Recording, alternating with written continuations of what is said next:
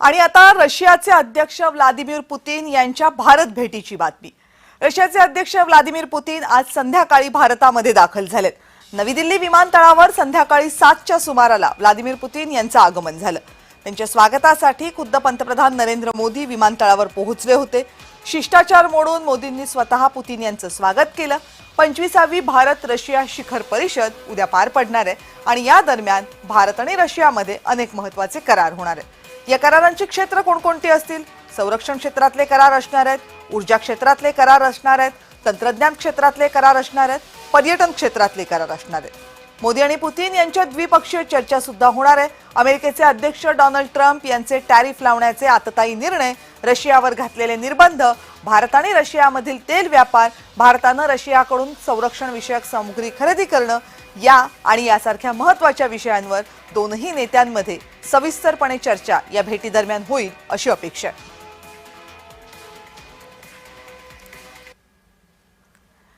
जेव्हा देशातल्या एका महत्त्वाच्या जगातल्या एखाद्या महत्त्वाच्या देशाचे नेते हे दुसऱ्या देशांच्या भेटीवर जातात त्यावेळेस छोट्या छोट्या गोष्टींची सुद्धा दखल घेतली जाते। त्या छोट्या छोट्या गोष्टींकडे काळजीपूर्वक पाहिलं जातं। जेव्हा पुतीन आज संध्याकाळी नवी दिल्लीमध्ये दाखल झाले त्यावेळेस अशीच एक घटना घडली ज्याने सगळ्यांचं लक्ष वेधून घेतलं। नरेंद्र मोदी आणि व्लादिमीर पुतीन यांनी एकाच कारमधून प्रवास करायचं ठरवलं। खरं तर जेव्हा जेव्हा पुतीन कुठल्याही देशाच्या दौऱ्यावर जातात तेव्हा तेव्हा त्यांच्या औरस सेनान या लिमुझिन कारमध्ये ते बसतील अशी व्यवस्था केलेली असते। आजही तशीच व्यवस्था असेल किंवा मग मोदी त्यांना त्यांच्या भारतातल्या रेंज रोवर कारमध्ये बसवतील असं काहींना वाटलं होतं, पण दोन्हीपैकी काहीच घडलं नाही। घडलं वेगळंच। जसं पुतीन विमानाला जोडलेल्या शिडीवरून खाली उतरले, मोदींनी त्यांचं स्वागत केलं आणि त्यानंतर भारत सरकारच्या टोयोटा फॉर्च्युनर गाडीमध्ये त्यांना बसवलं। दोघांनी एकत्र प्रवास केला।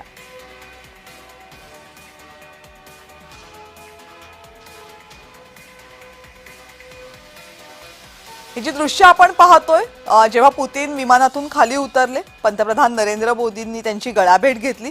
मोदींनी त्यांना स्वतः गाडीकडे घेऊन गेले आणि दोघं जण मग एकाच गाडीमध्ये बसले। म्हणजे स्वागत जिथे झालं पुतीन यांचं त्याच्या अगोदर दोघांमध्ये हस्तांदोलन झालं। गाडीमध्ये दोघांनी सेल्फीही काढला, त्याचाही फोटो प्रसिद्ध झालाय।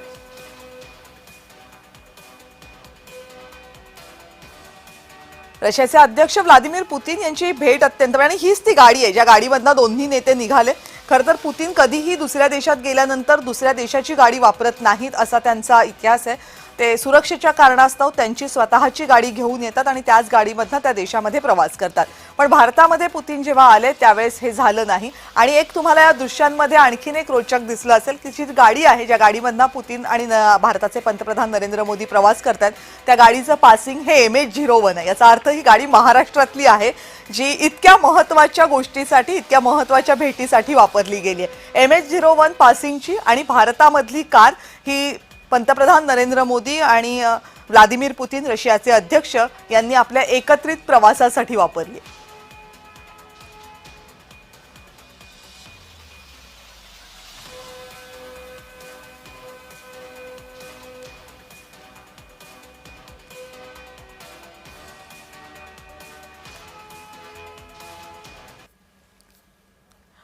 पण व्लादिमीर पुतीन यांचा हा दौरा खूप महत्त्वाचा मानला जातोय। म्हणजे एका बाजूला अमेरिकेचे अध्यक्ष डोनाल्ड ट्रम्प यांनी अनेक निर्बंध लावलेले आहेत रशियावर। रादर रशियाशी जे जे देश व्यापार करतायत त्यांच्यावर हे निर्बंध लावलेले आहेत। भारतही त्यातून सुटू शकलेला नाहीये, ही एक बाब। तर दुसरीकडे हे निर्बंध लावण्याचं कारण म्हणजे रशिया आणि युक्रेनमधलं युद्ध। हे युद्ध थांबवण्यासाठी सुद्धा डोनाल्ड ट्रम्प प्रचंड प्रयत्न करतात आणि जगभरातल्या अनेक देशांची सुद्धा तीच भूमिका आहे। या सगळ्या घडामोडी एकाच वेळी घडत असताना व्लादिमीर पुतीन यांचं भारतात येणं आणि वेगवेगळ्या क्षेत्रांमधल्या करारांवर स्वाक्षऱ्या होण्याची अपेक्षा असणं या दोन खूप मोठ्या गोष्टी आहेत आणि याचं जागतिक स्तरावर सुद्धा अनेक अंगांनी अवलोकन केलं जात आहे। याच संदर्भात आपण बोलणार आहोत आणि त्यासाठी माझ्यासोबत आहेत आंतरराष्ट्रीय विषयाचे अभ्यासक शैलेंद्र देवळाणकर। देवळाणकर सर, नमस्कार। नमस्कार। नमस्कार। अगदी काही वेळापूर्वीची दृश्य आपण आता बघितली। पुतीन यांचं आगमन झालं, भारतामध्ये स्वागत झालं, त्यांना घेऊन आलेले आहेत पंतप्रधान नरेंद्र मोदी। प्रोटोकॉलच्या गोष्टी जर थोड्या बाजूला ठेवल्या तर ही भेट भारत आणि रशिया या दोनही देशांसाठी किती आणि कोणकोणत्या मुद्द्यांवर महत्त्वाची आहे? नाही, नक्कीच ऐतिहासिक अशा स्वरूपाची भेट आहे, ज्याचा उल्लेख आपण आता केला की त्यांनी रशियाच्या गाड्यांमध्ये न बसता हम्म. ते भारतातल्या गाडीमध्ये बसले. हे दर्शवतात की त्यांचा भारतामध्ये किती प्रचंड विश्वास आहे आणि त्यांना इथं किती सिक्युअर फील होतं. हम्म. याचं कारण लक्षात घ्या, साधारणतः आजच्या घडीला 123 देशांमध्ये व्लादिमीर पुतीन यांच्या विरुद्ध अरेस्ट वॉरंट आहे. हे 123 देश हे इंटरनॅशनल क्रिमिनल कोर्टचे मेंबर आहेत आणि त्यामुळे 2022 पासून व्लादिमीर पुतीन ऑलमोस्ट बोटार मोजण्या एवढ्या देशांच्या व्हिजिटला गेले. ते कुठे जास्त व्हिजिटला जात नाही. ते फक्त चायनाच्या व्हिजिटला गेले, नॉर्थ कोरियाच्या व्हिजिटला गेले आणि काही सेंट्रल एशियन रिपब्लिकन आहेत त्यांच्या व्हिजिटला गेले आणि त्यानंतर ते भारतात आले. कारण त्यांना ही सेफ्टी, ही सेक्युरिटी, हा विश्वास भारतामध्ये आहे.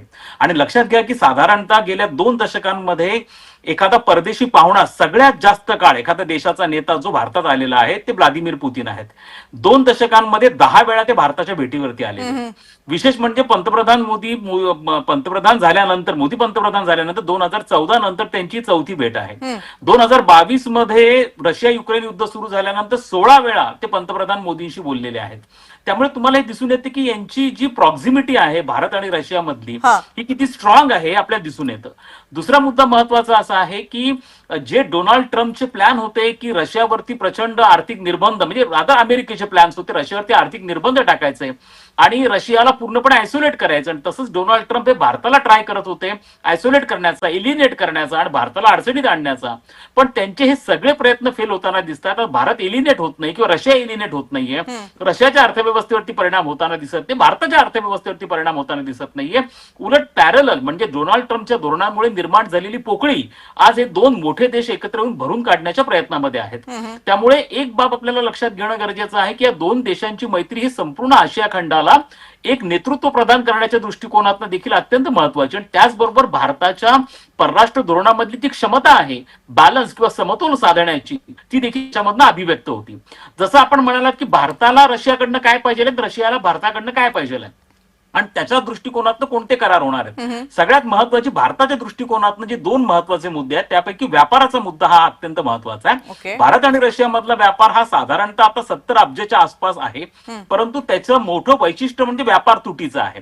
आणि ही व्यापार तूट फार मोठी आहे कारण भारत मोठ्या प्रमाणावरती रशियाकडनं गोष्टी आयात करतो, वस्तू आयात करतो.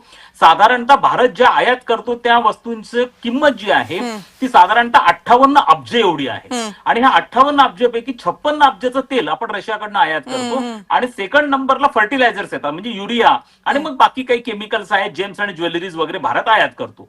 आता भारत निर्यात काय करतो, तर भारत फक्त 5 अब्जची निर्यात करतो आणि त्यामध्ये प्रामुख्याने इंजिनिअरिंग गुड्स आणि केमिकल गुड्सचा समावेश होतो. आता भारताची मागणी काय की व्यापार तूट कशी कमी करणार, तर तुम्हाला रशियन मार्केटचा ऍक्सेस मिळाला पाहिजे. मग कोणत्या वस्तू या रशियन मार्केटमध्ये विकल्या गेल्या पाहिजेत, तर प्रामुख्याने ज्या गोष्टींवरती डोनाल्ड ट्रम्पनी टेरिफ वाढवलेलं आहे, म्हणजे एक आहे फार्मास्युटिकल, दुसरा आहे ऑटो पार्ट्स, तिसरा आहे गार्मेंट्स, चौथा आहे चामड्याच्या वस्तू आणि 5वं आहे ऍग्रिकल्चर, डेअरीज आणि फिशरी प्रॉडक्ट. यांच्या बाबतीमध्ये भारताला आता मदत पाहिजे रशियाची, कारण 32 अब्ज डॉलरचा व्यापार हा अफेक्ट झालेला आहे अमेरिकेच्या डोनाल्ड ट्रम्पच्या टेरिफ धोरणामुळे आणि त्यासाठी भारताला नव्या बाजारपेठेची गरज आहे आणि ती रशियाच्या माध्यमातून मिळू शकते. त्यामुळे या बाबतीमध्ये रशियाने टेरिफ कमी करणं आणि भारतीय गुड्सला ऍक्सेस देणं ही भारताचा सगळ्यात मोठा कन्सर्न आहे, जो मुद्दा चर्चेला येणार आहे. दुसरा मुद्दा असा आहे की डिफेन्सच्या बाबतीमध्ये रशियाची S-400 missile system, anti ballistic missile system ही ऑपरेशन सिंदूरमध्ये अत्यंत प्रभावी ठरलेली आहे आणि या सिस्टमनी चायना मेड आणि तुर्कस्तान मेड जे क्षेपणास्त्र पाकिस्तानकडे होते त्यांचा पूर्णपणे त्यांना नेस्तनाबूत केलेला आहे. त्यामुळे S-400च्या मोर डिलिव्हरी एअर डिफेन्स सिस्टीम जी होती ती एक्झॅक्टली. मग आता ही जी याचे साधारणतः 4 युनिट्स आपल्याला पोहोचलेले आहे, अजून 6 युनिट्स बाकी आहेत ते आपल्याला घ्यायचे. दुसरं असं की त्याचे एक ऍडव्हान्स व्हर्जन आलेलं आहे ज्याला S-500 असं म्हणतात. कालच रशियाच्या पार्लमेंटमध्ये म्हणजे ड्युमामध्ये एक महत्वाचा ठराव मंजूर करण्यात आला आणि त्यानुसार एक सेन्सिटिव्ह ड्युअल यूज टेक्नॉलॉजी जी डिफेन्स सेक्टरमध्ये असते ती भारताला देण्यासंदर्भातला ठराव होता. ही प्रामुख्याने 2 क्षेत्रामध्ये आहे, एक तर S-500 अँटी बॅलिस्टिक मिसाईल आणि 5th जनरेशन फायटर प्लेट ज्याला Su-57 असं असं म्हणतात. आणि त्यामुळे ह्या दोन्हीच्या बाबतीमधली सेन्सिटिव्ह टेक्नॉलॉजी भारताला देणं, रशियन पोर्ट्स आणि रशियन एअरपोर्ट्स हे भारताला वापरू देणं, दोघांनी जॉईंट मिलिटरी एक्सरसाइज करणं, त्यामुळे डिफेन्स हा एक महत्वाचा कन्सर्न आहे. जर रशियाचा विचार केला तर रशियाला भारताकडनं काय पाहिजे आहे, तर रशियाचा मेन कन्सर्न आहे की जे 56 अब्ज डॉलरचं तेल आपण रशियाकडनं घेतोय, जे डोनाल्ड ट्रम्पच्या दबावामुळे भारत डायव्हर्सिफाय करण्याची शक्यता किंवा कमी करण्याची शक्यता आहे, त्याच्यामध्ये त्यांना कोणत्या तरी प्रकारची सिक्युरिटी पाहिजे आहे. दुसरा मुद्दा असा आहे की याच्यामध्ये एक महत्वाचा डील होणार आहे, जो म्हणजे तुम्ही रशिया आणि चीनचा जर व्यापार पाहिला तर हा साधारणतः 250 अब्ज डॉलरचा व्यापार आहे.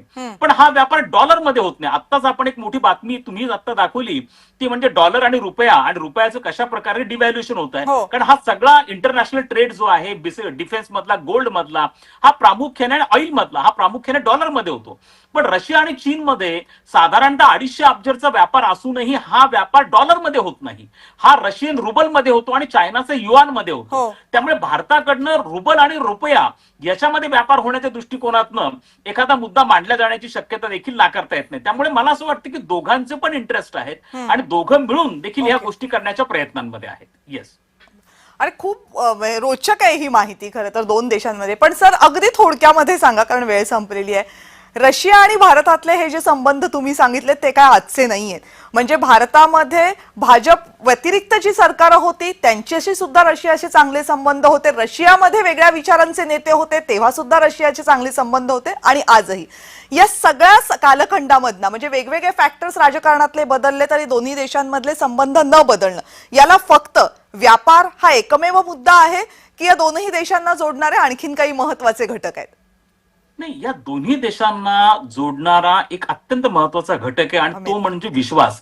आणि हा विश्वास गेल्या काही दशकांमधल्या सहकार्यामधनं निर्माण झाला. याला बघा, 1965 मध्ये अमेरिकेने भारताला शस्त्र देणं बंद केलं आणि त्यानंतर रशिया हा एकमेव देश होता की ज्याने भारताला शस्त्रास्त्र द्यायला सुरुवात केली. विशेष म्हणजे जगामध्ये हा एकमेव असा देश आहे की तो भारताला केवळ शस्त्र देत नाही, तर शस्त्राबरोबर त्याचं तंत्रज्ञान पण देतो. हा, आणि जसं आता ब्राह्मोस क्षेपणास्त्र ज्यांनी पाकिस्तानची दाणादाण उडवली ऑपरेशन सिंदूरमध्ये, हा भारत आणि रशियाचा संयुक्त प्रकल्प. याची टेक्नॉलॉजी रशियाने भारताला ट्रान्सफर केलेली आहे. त्याचप्रमाणे S-400 असेल किंवा इतर सुखॉयचं जे आहे किंवा T-90 टँक्सच्या बाबतीमध्ये असेल, हे सगळ्यांचं तंत्रज्ञान, जॉईंट प्रोडक्शन, जॉईंट डेव्हलपमेंट आता भारत आणि रशियामध्ये चालू आहे, जे अमेरिका कधीही करत नाही. म्हणजे अमेरिका तुम्हाला ड्रोन्स देईल पण ड्रोनची टेक्नॉलॉजी कधी देणार नाही तुम्हाला, किंवा जेट इंजिनचं जॉईंट प्रोडक्शन भारतामध्ये याला फार वेळ लागेल. म्हणून रशियामधनं हा विश्वास जो आहे आणि हा all weather friend, time testing friendship, हा अत्यंत महत्वाचा भाग आहे जो गेल्या अनेक दशकांपासून आहे. आणि मला असं वाटतं की भारत उपकाराची परतफेड करतोय. ज्या रशियाने काश्मीरच्या मुद्द्यावरनं तुमची बाजू 45 वर्ष शीतयुद्धाच्या काळात उचलून धरली, त्याच रशियाची परतफेड करतो. कारण जेव्हा रशिया युक्रेन युद्ध सुरू झालं त्यावेळेला रशियाच्या निषेधाचे ठराव अनेक ठिकाणी आले, पण भारताने उघडपणे रशियाचा निषेध केलेला नाही, हे आपण लक्षात घेणं गरजेचं आहे. त्यामुळे रशियाला पण माहिती की भारत साथ देणारा आहे आणि भारताला माहिती की रशिया हा नेहमी अडचणीच्या काळात आपल्याला मदत करणारा आहे. त्यामुळे मला असं वाटतं की विश्वास ही महत्वाची बाब आहे जी दोन देशांना जोडणारी आहे. आणि तो विश्वास जसं तुम्ही सांगितलात की तो गेल्या अनेक दशकांपासून आहे, तो जितक्या एका पातळीवर प्रणाली म्हणजे आपण जे तंत्रज्ञान डेव्हलप केलंय उत्पादनांसह ते तंत्रज्ञान देण्याबाबतीत तो जितका विश्वास आहे तितकाच या देशाच्या सुरक्षा व्यवस्थेवर सुद्धा आहे. आणि त्याचं अगदी उदाहरण आपण स्क्रीनवर पाहतोय की इतर देशांमध्ये जाताना स्वतःची बुलेट प्रूफ कार घेऊन जाणारे व्लादिमीर पुतीन भारतामध्ये मात्र भारताच्या गाडीमधनं आणि भारताच्या पंतप्रधानांच्या सोबत प्रवास करतात. त्या विश्वासाचा हा एक पुढचा टप्पा आहे असं म्हणायला हरकत नाही, कारण विश्वास अनेक पातळ्यांवर दाखवला जातो, त्यातली ही एक महत्वाची पातळी. सर खूप खूप धन्यवाद. हा सगळा विषय अगदी सोप्या शब्दांमध्ये आणि स्पष्ट करून सांगितलं. मला वाटतं एखाद्या विषयावर मला जर परीक्षा द्यायची असती तर उत्तराची पूर्ण तयारी माझी तुमच्या उत्तरातनं झाली होती. धन्यवाद. थँक्यू. आणि यानंतर या विशेष कार्यक्रमामध्ये वेळ झाली इथेच थांबण्याची. पाहत रहा जय महाराष्ट्र.